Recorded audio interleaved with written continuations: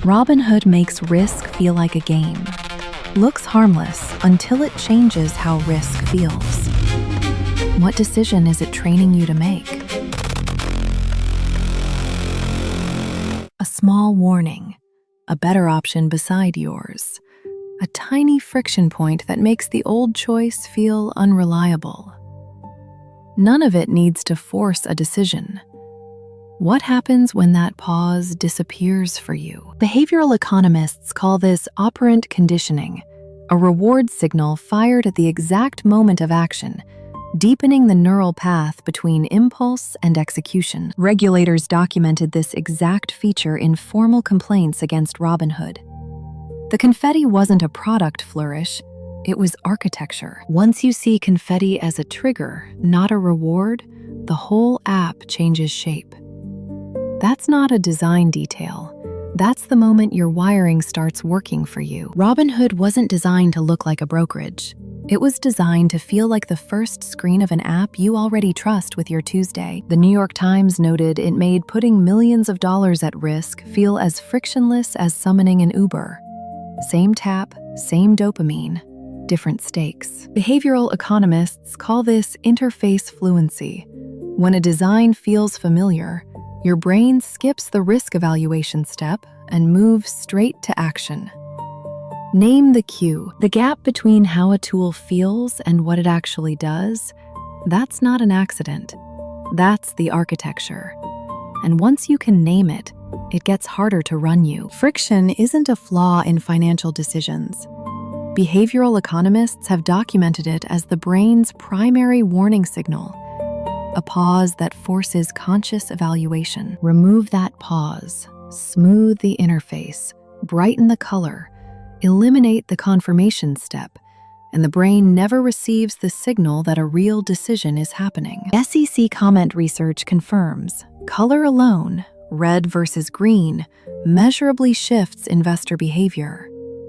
Not information, not risk data, just the hue of a button. The architecture isn't neutral. When friction disappears, so does the brain's only checkpoint between an impulse and a consequence. That's not convenience. Behavioral economists have a name for this exact trap: myopic loss aversion. The more often you check, the more losses you feel, even when the trend is up. The Federal Reserve documented this precisely.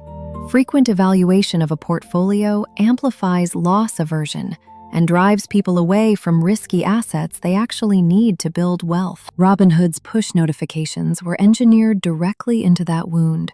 Every price alert, every red badge, nudged the brain toward panic before reason could arrive. A notification wasn't information. It was a recurring decision, one your brain was wired to answer with fear. That's the mechanism. That's the design. Robinhood doesn't just show you your portfolio. It reaches into your pocket, buzzes your wrist, and says, "Look at this number right now." CNBC flagged Robinhood's push notifications on individual positions as a core gamification mechanism designed to pull attention back to the app again and again. Here's the mechanism. Every time you check, your brain runs a gain or loss calculation. A flat position still stings. The notification didn't inform you, it just ran the loss aversion script on you, for free, on behalf of the platform. Pause before paying. The people most exposed to this wiring weren't seasoned traders with risk models. They were first-timers, opening a brokerage account for the very first time. According to CNBC, Gen Y and Gen Z make up 70% of Robinhood's user base, a generation that grew up being told the market was not built for them. 16% Hispanic versus 7% at legacy brokers. 9% African American versus 3% elsewhere. Communities that traditional finance had structurally left out, now holding the most gamified interface ever built. That's not democratization failing.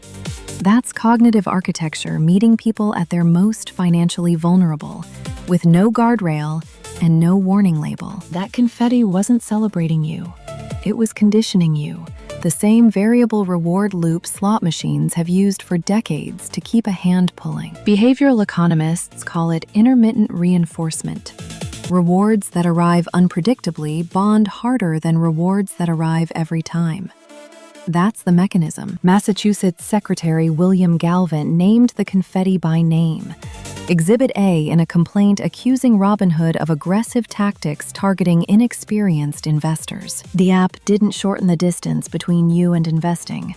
It shortened the distance between action and dopamine. And those are very different architectures. The SEC's own behavioral research confirms it. Losing $100 feels roughly twice as painful as gaining $100 feels good. Behavioral economists call this loss aversion. And according to the SEC's own investor behavior bibliography, it is one of the most powerful and consistent distortions in financial decision-making. So your brain isn't weighing gains and losses on the same scale. It's running two completely different emotional calculators. And the loss calculator is far louder, far faster, and far harder to override. That's not a character flaw. That's the architecture. Once you can name the script gets a little harder to run you, and that's where it starts to shift. Robinhood built its entire identity on removing friction. Sign up in minutes, trade in seconds. The door in was always wide open. But a Reddit user in r/dividends documented something quietly alarming. Robinhood locked users out of positions not just during GameStop, but across crypto and other securities too. The platform that felt effortless getting in added friction selectively on the way out. That asymmetry is the mechanism worth naming. It is not accidental design. Your brain felt empowered. The architecture decided otherwise. Once you can name that script, it gets harder for the script to run you. Keep the list visible.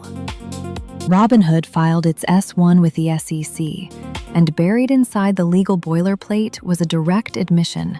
Their business model exposes us to heightened risks, not hidden by a hacker, not leaked by a whistleblower. Written by the company itself, then filed publicly, while the confetti animation played on every new account screen. Behavioral economists call this an information asymmetry. The risk was disclosed. It just lived where almost no first-time user ever looks. Page 47 of a federal securities filing. The script running here isn't carelessness, it's architecture. The experience was designed to feel safe. The paperwork was designed to be ignored. Both were by design. By 2024, Robinhood wasn't just making trading frictionless. It was removing the human from the loop entirely, with AI executing trades on your behalf. Robinhood's own disclosure, filed in plain sight, warns that agentic AI strategies may be difficult to monitor or stop in real time. That phrase is doing a lot of quiet work. The same disclosure mentions possible loss of your entire investment. Not buried, right there. That gap between how an action feels and what it actually costs is the architecture. The swipe stayed simple. The design was never really about your portfolio.